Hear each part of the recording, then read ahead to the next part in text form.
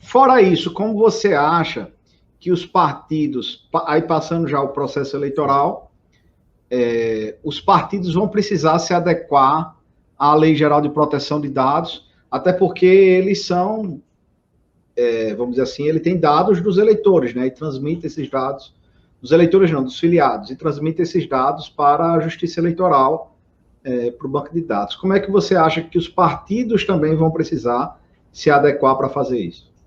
Pronto, Caio. O que é que eu acho que é interessante para qualquer tipo de partido ou diretório mesmo realizar, principalmente em eleitoral, né? Que a gente sabe que tem muita mudança de lado e que às vezes a pessoa quer só uma pontinha para arrumar uma intriga, né? Assim, tem algumas situações especiais. A primeira delas é conhecer a lei de fato. Conhecer a lei, porque você conhecendo a lei tem alguns tipos de conceituações, como encarregado, como DPO, como ANDP, que você vai precisar ter um conhecimento específico. Mas a primeira coisa... O partido vai, no seu entendimento, o partido vai precisar ter essas funções? Sim, com certeza. Com certeza. Que são quais? O partido vai precisar ter o DPO. O que é DPO? Vou falar um pouco disso aí antes até da gente... Vamos interromper agora o outro assunto para falar disso. O que foi que aconteceu? Na GDPR, na norma da União Europeia, ela dizia que toda empresa que realizar um tratamento de dados deveria ter um encarregado de proteção de dados, que basicamente é a figura que faz o elo entre o titular do dado, a empresa e a Autoridade Nacional de Proteção de Dados. É uma pessoa física dentro da instituição que vai responder às notificações e autorizações e qualquer tipo de informação dentro da empresa relacionada à proteção de dados, tá?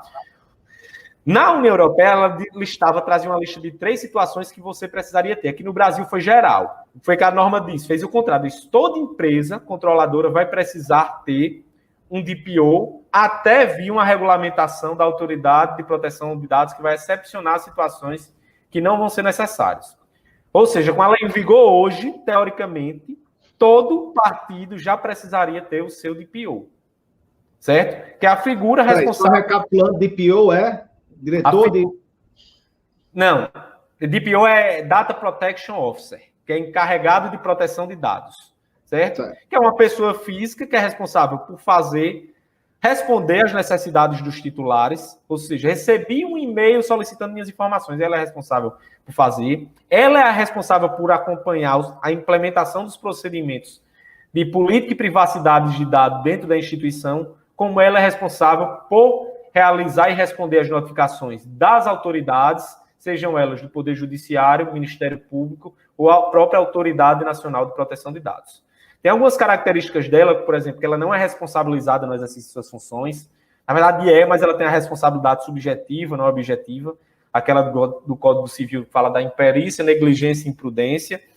E também ela tem uma autonomia técnica. Ela deve ter uma autonomia técnica e não ser beneficiária de qualquer forma por qualquer procedimento de segurança da informação que ela oriente a ser adotado dentro do partido. Ou seja, não é interessante que o DPO seja alguém que tenha muita vinculação e muito interesse à situação daquele partido, entendeu? Porque aí ele pode direcionar políticas de privacidade, políticas de proteção de dados que sejam mais interessantes, sejam mais beneficiárias aos interesses particulares dele. Por isso que é interessante que seja uma pessoa que tenha total autonomia. E aí, Caio, até outra situação interessante... Aí tem que ser alguém interno do partido ou pode ser alguém externo? Pode ser externo. Tanto é que existem hoje os DPO as a Service, né? Você contrata empresas terceirizadas somente para exercer o papel de DPO, encarregado de proteção de dados dentro da sua instituição. Outra questão interessante, Caio, é que ele tem que... A norma diz que ele, diante dessa autonomia dele, ele tem que se reportar sempre à chefia maior da instituição. Que aí, no caso de partido político, a gente não sabe como é que vai ficar. Se vai ser diretório estadual, se ele vai ter que ter uma vinculação direta aí não sei, ao diretório nacional. E aí, só quando sair regulamentação mesmo, esperar as decisões da própria autoridade nacional. Entendi. Certo? Mas aí, não sei se tem mais alguma dúvida sobre isso. Não, pode voltar. E aí, voltando ao tema, o que é que basicamente os partidos vão ter que fazer que eu acho que são mais importantes? Primeira coisa, nomear seu DPO, nomear o encarregado de proteção de dados. E nomear não é só nomear e achar que está tudo resolvido. Você tem que nomear, criar um canal e um processo de comunicação e dar publicidade a isso. Eu, do partido ABCD, tenho o DPO tal, o DPO do nosso partido é fulano de tal. Para você entrar em contato com ele para exercer os seus direitos de titular, você tem que seguir o procedimento, entrar no link tal, mandar um e-mail para tal situação, anexando a esse e-mail um documento seu com foto, um documento oficial com foto para você provar que você é o responsável, e está aqui o procedimento. E aí é interessante que você deixe isso disponibilizado em sites do partido, dê uma publicidade institucional a isso.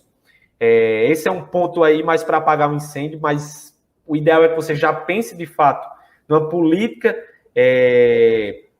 de prevenção a riscos incidentais de segurança da informação. Mas na prática, outro ponto também que é muito relevante é, basicamente, atualizar os cadastros.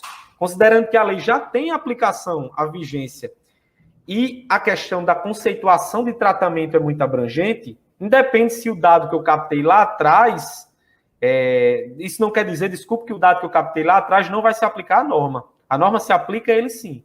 Por isso que é muito interessante, talvez, que o ponto principal seja chamar todos os filiados, todo mundo que você tem dado, atualizar os cadastros e solicitar o consentimento dessas pessoas. Olha, a gente vai precisar atualizar os cadastros, eu vou solicitar aqui expressamente o seu consentimento para captar esses dados, e aí voltar lá para os princípios que eu falei e ver, eu vou captar esses dados com a finalidade tal, vou compartilhar com tais pessoas, e a partir de agora você vai poder receber tais e tais informações. Se eu precisar fazer uma adaptação, utilizar para outra finalidade, eu vou lhe comunicar de tal forma, e se você precisar utilizar algum dos seus direitos, você deve utilizar o canal de comunicação tal.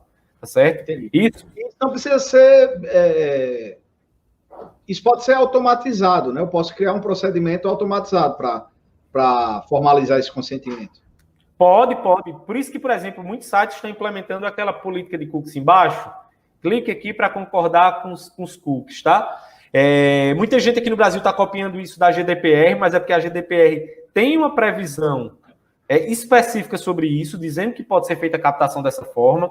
A nossa norma é mais resumida e ela não trata da política de cookies, ou seja, a gente não sabe se vai ser simplesmente fazer aquilo ali e colocar lá, aceita que as políticas de cookie, se a autoridade nacional vai autorizar, mas dá para ser automatizado sim. Se você fizer um forms e colocar as informações corretas, o que importa é sempre clareza, transparência e cumprir os princípios. Se você faz isso nesse forms, você consegue atualizar e obter esse consentimento da forma válida e cumprindo a lei.